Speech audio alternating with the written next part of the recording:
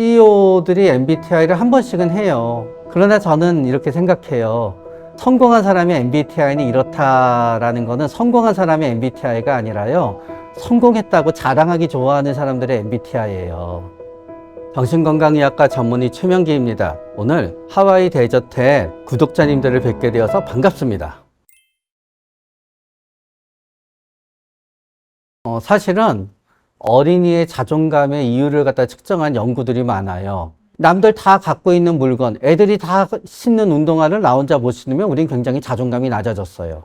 남들이 다 갖고 있는 물건을 나만 갖고 있지 못하고 그거를 사달라고 했는데 우리 부모님이 야단치면서 우리 집에 그런 돈이 어딨니? 하게 되면은 나의 자존감은 이중으로 낮아지고는 했지요. 그렇기 때문에 결여는 자존감에 결정적인 영향을 미치게 돼요. 이 결여를 메워야 되느냐, 체념하느냐는 사람마다 다르게 되는 거예요. 어려서의 심리적 결여는 내면의 심판자라고 불려요. 내가 어느 정도 성취를 얻더라도 내 안에 내면의 심판자가 이거는 맞지 않아 라고 이제 얘기하게 되는 거죠. 그래서 그거는 일종의 완벽주의적 성향으로 나타나게 되지요. 그렇기 때문에 뭐든지 굉장히 완벽하게 해야 되는 거고 항상 부족하다고 생각하게 되는 거예요. 그러나 그게 과연 어느 정도까지가 양육에서 비롯되고요. 어느 정도까지가 우리 부모님의 얼굴을 내가 닮듯이 우리 부모님의 뇌를 닮아서 내가 그렇게 됐는지는 알 수가 없어요. 그러나 만약에 나도 내 자식한테 똑같이 하고 있잖아요. 그거는 양육의 문제가 아니라 내 뇌의 문제인 거예요. 그러나 나는 만약에 내가 그렇게 성장했으니까 내 자식한테는 그러지 않아야지 하면서 내가 다르게 알고 있잖아요. 그러면 그때는 양육의 부분이 조금 더 많이 차지했다고 저는 생각해요. 회복 탄력성이 높다라고 하기 위해서는 몇 가지 조건이 있는 것 같아요. 첫 번째, 어떤 사람들은 어떤 일이 있을 때 되게 안 될 거라고 생각해요. 꼼꼼해요. 신중형이지요. 어떤 사람은 어떤 일을 생각하면서 되는 것만 생각해요. 항상 되는 쪽으로 생각해야지 절망하지 않고 빨리 거기서 벗어나요. 그러니까 굉장히 겁이 없게 되지요. 그런 다음에 회복 탄력성이 높은 사람들을 보다가 보면은요, 보통 주의해주는 피해를 별로 그렇게 크게 오래 염두에 두지 않아요. 그거는 그 사람이 이기적이어서도 있고요. 실제로 그 사람이 굉장히 빨리 그냥 착한 사람인데 빨리빨리 잊어먹는 사람일 수도 있는 거예요. 그리고 회복 탄력성이 높기 위해서 혼자서 안 돼요. 가용 자원을 쓸 수 있어야 돼요. 무슨 뜻인가 하면 주위의 도움을 빨리빨리 받을 수 있어야 돼요. 부모님이 됐든 누가 됐든지 간에 빨리 나를 용서해주게 만들어야 돼요. 왜냐하면은 그래야지 다시 기회가 주어지게 되거든요.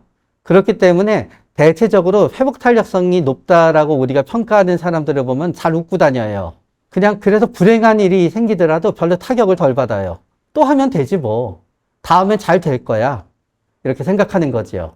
그러나 그분이 능력을 갖추고 있으면은 두 번은 실패하더라도 세 번째에서 엄청 성공하고요. 그래서 주위에서도 결국은 인정해주게 되지요. 근데 능력이 없는데 회복 탄력성이 강하게 되면은 본인은 굉장히 행복하고 모든 걸 하고 싶어 하는데 주위에서는 굉장히 답답하지요. 회복 탄력성이 굉장히 강하기 때문에 내가 원하는 법학전문대학원에 가겠다고 10년의 시험을 보는 수도 있고요. 계속 떨어져도 계속 회복이 돼요. 회복 탄력성이 계속 강하기 때문에 항상 판단력 부재로 투자에 실패하면서도 사채를 갚으려서 또다시 투자하고 또다시 투자하고 그러죠. 내 안에 있는 엄청난 아이디어이지만 남들은 전혀 사주지 않은 물건들에 대한 아이디어를 언젠가는 맞아 떨어질 거야 라고 끊임없이 만들어서 아내가 가장이 되어서 아이들을 돌보게 만들기도 하지요. 보통 뒤끝이 없다는 분들을 보면은 대부분은 성인 ADHD일 가능성이 굉장히 높으세요. 왜 그러냐면 이분들은 결국은 충동성이 강해요. 그러니까 남을 내가 확 기분이 나빠도 누구한테 막 뭐라고 해대는데 착하기는 하기 때문에 뭐라고 해댄 다음에는 아차 하면서 원한이 오래 가지는 않아요. 상대방을 빨리 자기 입장에서 용서하지요. 그리고 넘어가요. 그래서 이런 분들을 보면은 대체적으로 충동적이에요. 그래서 그 순간을 참지 못해요. 그리고 그 순간이 지나가잖아요. 그 충동이 또 다른 거로 옮겨가서 딴 거 생각하느라고 굉장히 바빠요. 이런 성격인 분들은 당사자는 계속 뒤끝은 없다고 행복하게 사세요. 직장에서도요. 내가 회장이면 뒤끝 없이 사시면 돼요. 근데 내가 과장 정도잖아요. 그렇게 뒤끝 없이 사시다가는 360도 평가에 의해서 굉장히 낮은 인사고과를 계속 맡게 되시죠. 지위가 낮으면 뒤끝 없이 살다가 보면 다 쫓겨나요. 내가 약자예요. 그러면 나는 뒤끝 없이 행동하더라도 거기에 대한 항상 처벌을 받게 돼서 나는 뒤끝 없는 나에 대해서 그거를 강점으로 생각하지 않고 약점으로 생각하게 되고 어떻게든지 바꿔보려고 노력하게 돼요. 그런데 내가 강자예요. 그러면 나는 약자한테는 뒤끝 없이 굴면서 굉장히 너그러운 사람으로 나를 포장하면서 살게 되지요.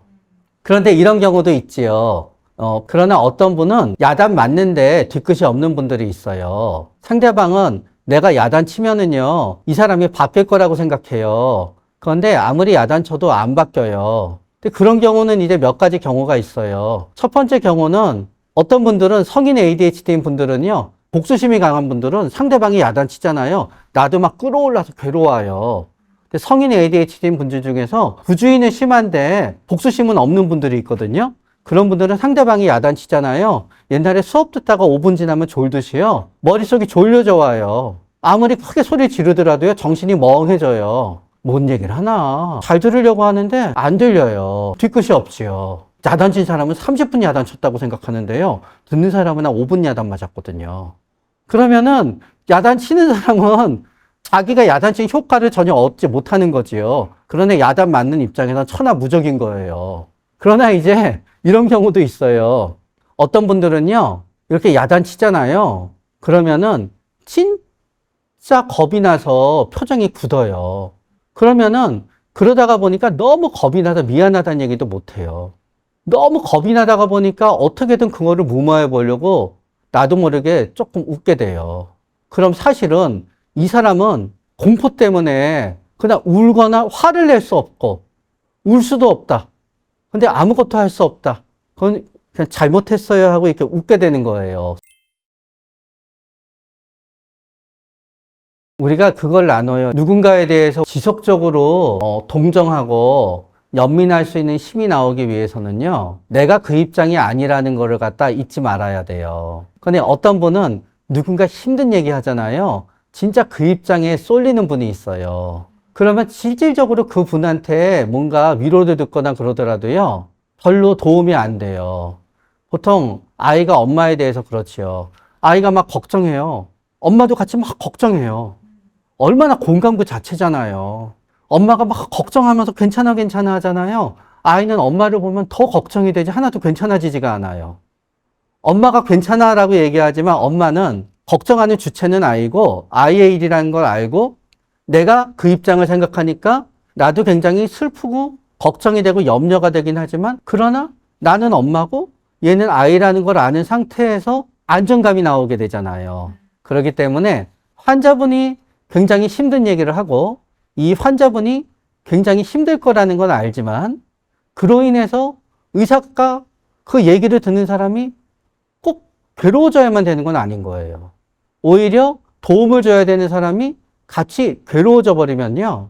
도움을 줄 수 있는 그 다음 생각이 안 나요. 그렇기 때문에 환자분들이 괴로워하시더라도 저는 그거를 도와드리면 되는 거고요. 오히려 저는 환자분의 괴로움을 여러 가지 방법으로 도와드릴 수 있다고 생각하고 도와드릴 수 있다는 저의 능력에 확신이 있으면은 환자분들이 괴로워하고 그거를 이해해서 빨리 내가 도와드리고 해결해 드릴 수 있는 방법은 찾긴 하겠지만 내가 똑같이 괴로워서는 안 되지요. 오히려 그리고 반대로 생각하게 되면은 그게 어느 정도 얘기를 들으면서 내가 괴롭지 않고 보람을 느끼고 때로는 괴로운데 내가 도움을 줄 수 있다는 게 내가 즐겁기 때문에 어떻게 도움을 드릴까 하고 얘기를 자세히 듣는다고 생각하게 되면은 얘기를 듣는 거는 저한테 어떤 관심의 대상이 되고 저한테 계속 뭔가 집중해야 되는 대상이 되는 거지 그게 괴로워서 제가 무너지는 일이 있지는 않지요. 강남의 집 한 채 정도다 하게 되면은 그런 분들을 보면 공통된 점은 뭐냐. 중학교, 고등학교, 대학교 대부분 지각하거나 결석하는 일 없이 꾸준히 학교 다닌 거예요. 그리고 대부분 수능이라고 하는 게 꾸준히 계획해서 성공해야 되는 거지요. 그러니까 대체적으로 이런 특성을 가진 사람들은 대부분 우리가 모범생이라고 생각하는 유형이 있잖아요. 화 별로 안 내고 그다지 충동적이지 않고 계획적이고 그렇다고 해서 엄청나게 돈 뻥뻥 쓰거나 그러지 않고 그런 분들이 대체적으로 직장인으로서 성공하거나 전문직이 되어서 이렇게 강남에 집 한 채 마련할 정도의 부자는 되는 거지요. 그렇기 때문에 그런 분들이 부자의 상당 부분을 차지하기 때문에 그런 분들은 동일한 특성이 있게 돼요.